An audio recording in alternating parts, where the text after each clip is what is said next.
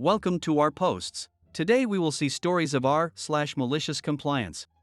Director told me I had to prove myself for a promotion.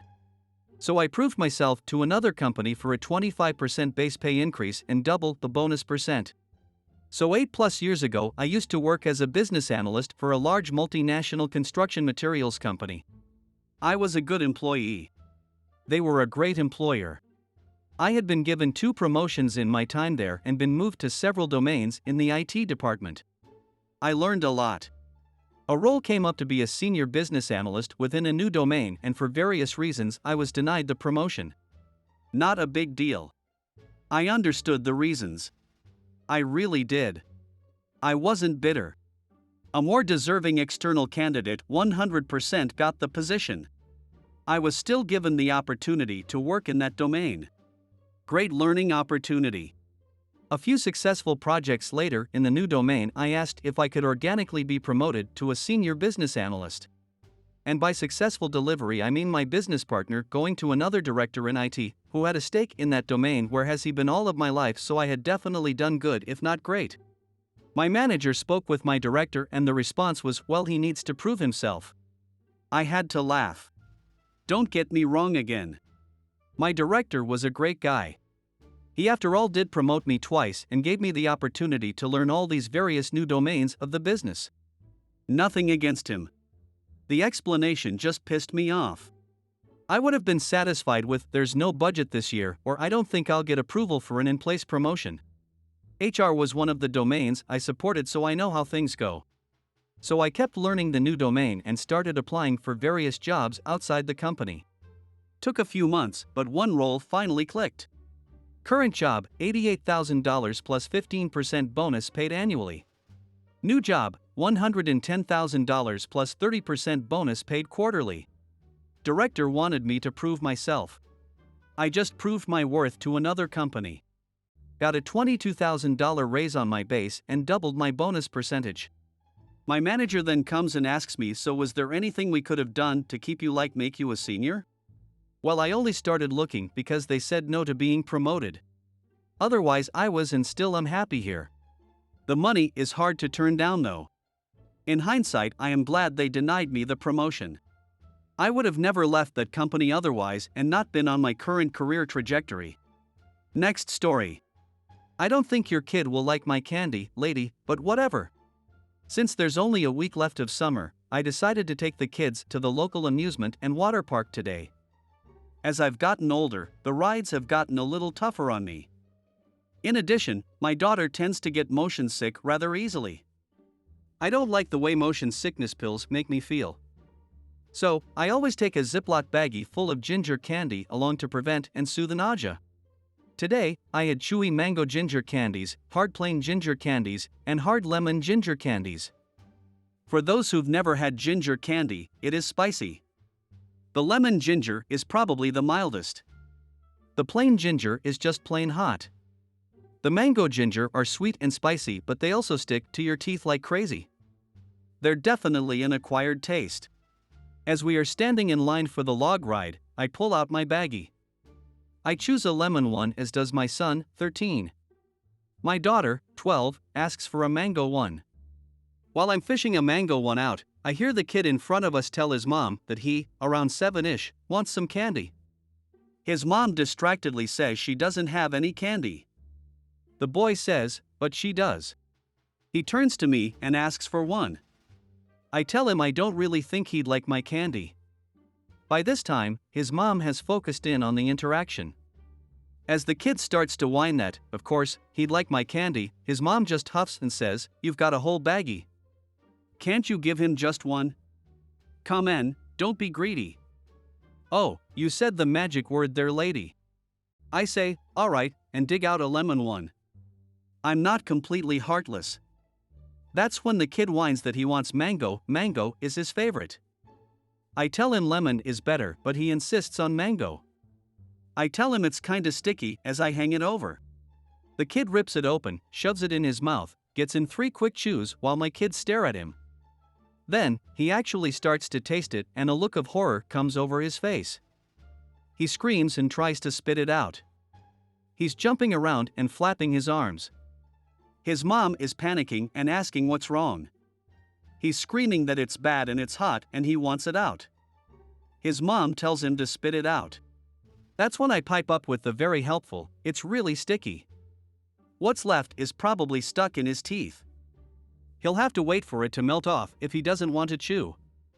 The mom looks at me in disbelief and a shrug. Then she asks what in the hell I gave her son. Probably should have asked that sooner, lady. I answer, ginger candy. It's good for nausea. I'm pretty sure I'd be dead if looks really could kill. We got to move up in line 2 spaces though because she whisked her kid off to a water fountain. I'd like to think the kid will think twice about demanding things from strangers. Plus it was entertaining. Overall, the kids and I counted it as a win. Next story. Laid off and replaced by 2 lazy, privileged waffles. I used to be in charge of the printer room in a rather large company. We shipped a crap ton of product every day, and everything shipped had to have the accompanying printed label and documents. Nothing can even be loaded onto the trucks without this paperwork. Now this was in the olden days of the 90s, so we had 7 massive, 4-foot-tall dot matrix printers that did all the work. These printers were temperamental bastards, and if the paper jammed, the printer did not automatically stop printing. It would just keep pushing and jamming more and more paper into the machine until, if left untended, it would break down. Running the printer room was a 2-person job. When I started, I trained for 2 full weeks with the 2 current printer room employees. One was being promoted, I was replacing him. It was a rough FN 2 weeks, let me tell you, getting the hang of the job, the various things you had to learn, do, etc. One thing that made it even more complicated was the fact that each printer had its own personality with its own problems. Another was the fact that a problem in one printer could have a different fix than the exact same problem in another. The job would be quiet for 45 minutes straight, during which we did routine maintenance and such, but was really slow and quiet and restful. Because this company processed its shipping orders in batches, once an hour. And then boy, on the hour, every hour, the batch of orders would go through and thousands of orders would come spitting out. Now, if you were on top of things and kept everything running smoothly, the orders would print out very neatly and quickly. But if you didn't know what you were doing, if you didn't maintain things just right, you'd get a backup and things would go to crap very, very fast. And when one machine went down, you had to fix it fast, before the next one jammed, because guaranteed those machines would jam up multiple times on every batch print job. So I've been working the print room for several months, and things were great. Then my coworker gave his 2 weeks notice. We tried to train my replacement, but he was incredibly lazy and got fired fairly a few days after the end of his training. Which left me in the printer room alone. Then the bosses inform me that my position is being phased out, and I am going to be replaced by 2 employees transferred from a different department. So not only am I losing my job, but I have to train my replacements. And I desperately needed a good recommendation from this company, so I couldn't just quit. I quickly learned that both of these transfers are lazy and useless. They'd been with the company for decades, had friends in the head office, and knew their jobs were safe. I'd show them how to do something and they'd flat out laugh and say, "Yeah, I'm not doing that." Every day I'd be trying to train them and they would ignore me, chat with each other, leave to go sit in the cafeteria, leaving me to do a 2-person job alone. Luckily, I was good enough to handle the workload, but it was annoying. Mindful of the fact that I needed a reference of this company, I kept extensive notes on each day's progress. I clearly documented every single instance of the replacements refusing to learn, even listen to my instructions. I also followed up daily with my direct supervisor, and he knew what was going on. And my notes went into the company files and were passed up the line. Despite my scathing reports, head office did nothing. Now it's my last day. This is the day the training process assigned for letting the newbies work alone, with no help or supervision allowed, to see how well they handle the job and the pressure. I was, in writing, forbidden to help them or answer any questions. As I expected, things fell to crap pretty much immediately, minutes into the first batch of orders. One of the biggest printers jammed, and the clueless twats had no idea how to fix the printer jam. Because they ignored me every time I tried to show them how. So they turn to me and demand that I fix things.